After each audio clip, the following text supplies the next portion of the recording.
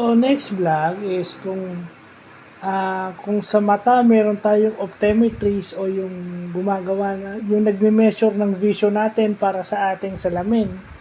So, pagdating naman sa pandinig, meron tayong tinatawag na audiometrist. So, yung audiometrist, ang training nito is gumamit ng audiometer.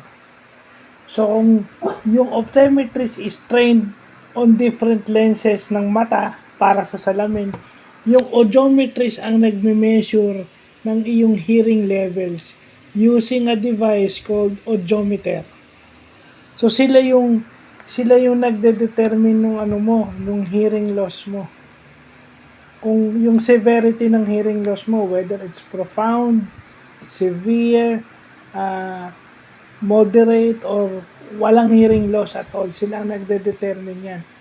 Sila din ang nagre-rekomenda kung kailangan mo nang ipa-check sa otolaryngologist o yung sa ear doctor, yung iyong tenga. At yun din ang pinagbabasihan ng ENT doctor o ng otolaryngologist. Yung test na yun ang pinagbabasihan ng otolaryngologist o ng ear doctor kung paano ka gagamutin. Yung hearing aid test mo na ginawa ng isang audiometrist, yun ang pagbabasihan ng doktor na otolaryngologist. Yun ang tawag sa doktor ng tenga, otolaryngologist. Yun ang magde-determine. Kumbaga, yun ang titignan ng doktor para i-check ng maigi yung tenga mo. Kung may kailangan gamutin o galawin sa tenga mo, yun. Yun ang kumbaga yun ang diagnostic test na titignan ng doktor. Kasi 'di ba, minsan para tayo magamot o ma-determine yung sakit natin, kailangan natin magpa-test. O so ganun din sa mga hearing aid sa hearing loss o dun sa mga meron ng At saka audiometrist would tell you na yung certain things na yung mga pagkakamali ng mga tao, hindi porket na akala mo papasok mo sa deaf school hindi, meron naman daw palang natitrain, sabi ni Sir Saldi kahapon.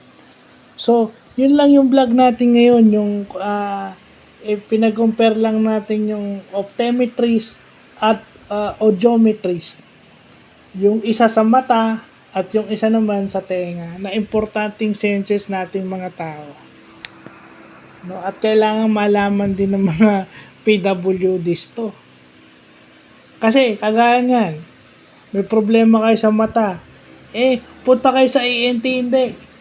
Punta kayo sa ophthalmologist, yung specialista sa mata. Kung may problema kayo sa tenga, punta kayo sa otolaryngologist. Di ba? Yung common term kasi ng otolaryngologist is ENT doctor. ENT stands for ear, nose, and tongue. ENT doctor ang tawag sa otolaryngologist. Oto kasi, tenga.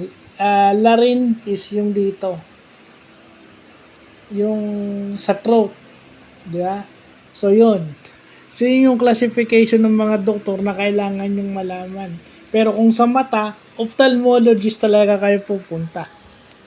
May kamahalan, pero sigurado naman kayong magagamot kayo. So, yun lang po.